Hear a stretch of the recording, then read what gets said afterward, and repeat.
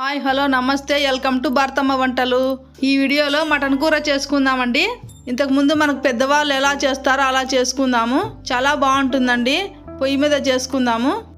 Gas మీద కడాయి పెట్టి రాతి పువ్వు కొద్దిగా చెక్క లవంగాలు యాలకులు 2 వేసి వేయించాలి. ఒక చిప్ప కొబ్బరి తురుముకున్నాను. ఎండు కొబ్బరి కడాయిలో వేసి వేయించి సిమ్లో పెట్టుకొని వేయించాలి.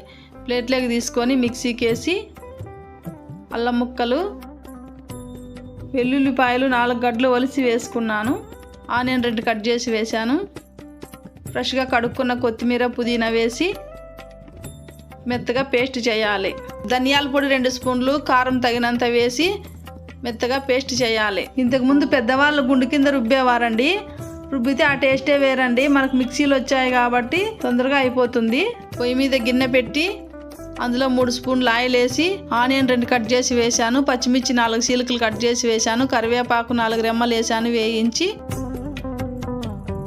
టమాటా 2 కట్ చేసి వేసి ఆనియన్ టమాటా గోల్డెన్ బ్రౌన్ కలర్ వచ్చే వరకు వేయించాలి. శుభ్రంగా కడిగి పెట్టుకున్న మటన్ వేసి నేను ఇక్కడ 2 కేజీల మటన్ తీసుకున్నానండి. 1 స్పూన్ పసుపు వేసి తగినంత ఉప్పు వేసి బాగా కలుపుకోవాలి. బాగా వేయించుకోవాలి. 10 నిమిషాల పాటు కలుపుతూ వేయించుకోవాలి.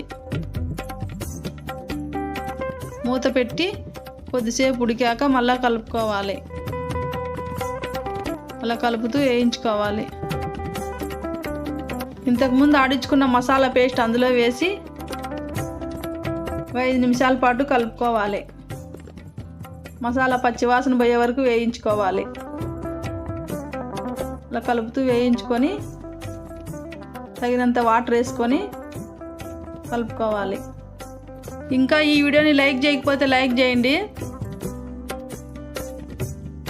ముక్క మునిగే వరకు నీళ్ళు పోసుకోవాలి. మూత పెట్టుకొని ఉడికించుకోవాలి. మూత తీసి కలుపుకోవాలి. ఉప్పు కారం సరి చూసుకొని మధ్య మధ్యలో మూత తీసి కలుపుతూ ఉడికించుకోవాలి. ఈ మటన్ కూర రాగి సంగటిలోకి చాలా బాగుంటుంది. పూరి చపాతి అలసంది గారెలకి అయితే ఇంక చెప్పక్కర్లేదండి. అంత టేస్టీగా ఉంటుంది. చిన్నగా తరిగిన కొత్తిమీర వేసి కలుపుకోవాలి. నాకు ఈ మటన్ ఉడకడానికి 1.5 గంట టైం తీసుకుందండి. చూడండి మటన్ ముక్క మెత్తగా ఉడికింది. మీరు గ్యాస్ మీద అయినా కుక్కర్లో ఇలా చేసుకోవచ్చు. అందరికీ పొయ్యిలు అందుబాటులో ఉండవు కదండి. మీరు కుక్కర్లో చేసుకున్నా చాలా బాగుంటుందండి. ఈ మటన్ కూర మీకు ఎలా అనిపించిందో కామెంట్ చేయండి ప్లీజ్ అండి.